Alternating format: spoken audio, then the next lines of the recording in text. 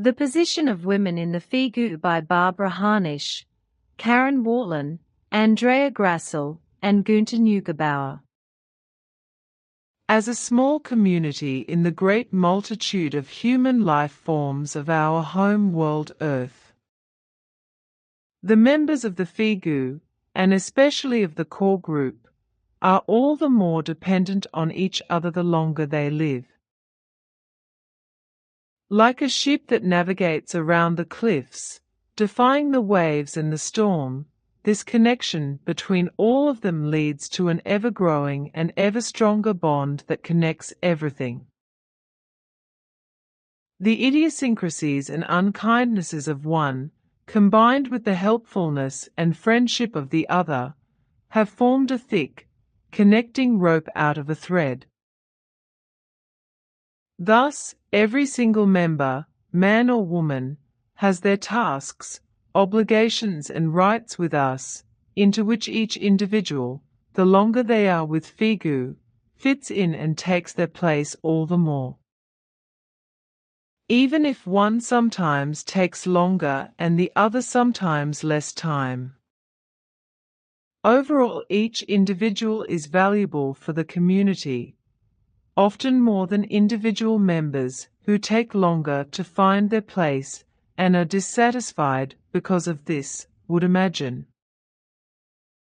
The position of the woman in the FIGU is defined in such a manner that she is integrated into the rights and duties as they are given by the creational natural laws and recommendations, and by the spiritual teaching, creation energy teaching, that is imparted to us by Billy.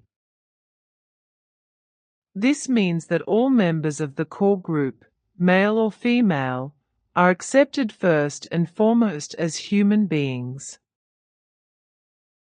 The woman is equal to the man in every respect in FIGU.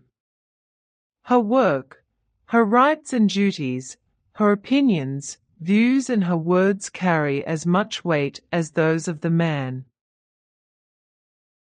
The woman is respected as a human being and not oppressed by the man, as is unfortunately very often the case in everyday life today. In the FIGU, women learn that they are worth more and that they are good for more than just being a house mom at the stove, which is not meant derogatorily, on the contrary. Women have very different tasks in life than men, and in the FIGU people come back to their naturalness, as if by themselves. Men basically do the rougher, physically demanding work, while women are more responsible for the finer tasks. However, every woman and every man is free to choose which work he or she wants to do, in addition to the generally defined duties and work. It goes without say that the woman tends to do the housework and the man the heavier forest and field work. But this has nothing to do with the fact that the woman only belongs in the house and at the hearth, as many male, but also female, are of the opinion. If the woman wishes, she can also help with heavier work, but this is at her own discretion.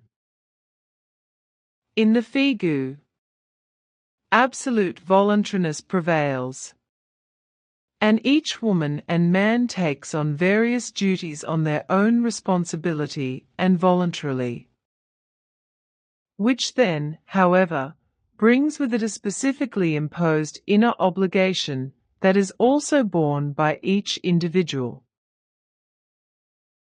It is peculiar to the woman that she is the unifying and mediating element that ensures that a group is balanced. Through her rather peaceful and respectful nature, she tries to mediate conflicts and disputes. She takes on the role of carer, listener, mediator, etc. The woman tries to create harmony and peace. Wrong thinking about one's own female role in society is corrected over the years. On the one hand by the attitude of all core group members and the globally unique neutral human organization of FIGU.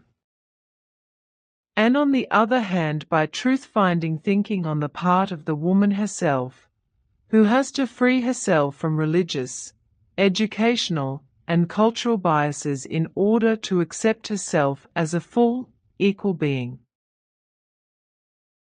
Gender equality in FIGU has become as natural as breathing in and breathing out. The right attitude towards equality and equal rights for men and women, as it is practiced and lived in FIGU, is a years-long process that has to be worked out by each individual group member himself. Billy shows us all how people should behave towards each other. Through the manner in which Billy leads the FIGU and the manner in which he deals with everyone, one can see how living together and working together in a group should be regulated and proceed. Through his calm and, if necessary, determined manner, which is always fair and appropriate to the situation, one can see how much love, patience, knowledge and ability he has for his fellow human beings. Experiencing this ourselves and learning from it is a great gift for us core group members, which we can then, when we recognize it and apply it ourselves, also carry out so that other people can benefit from it.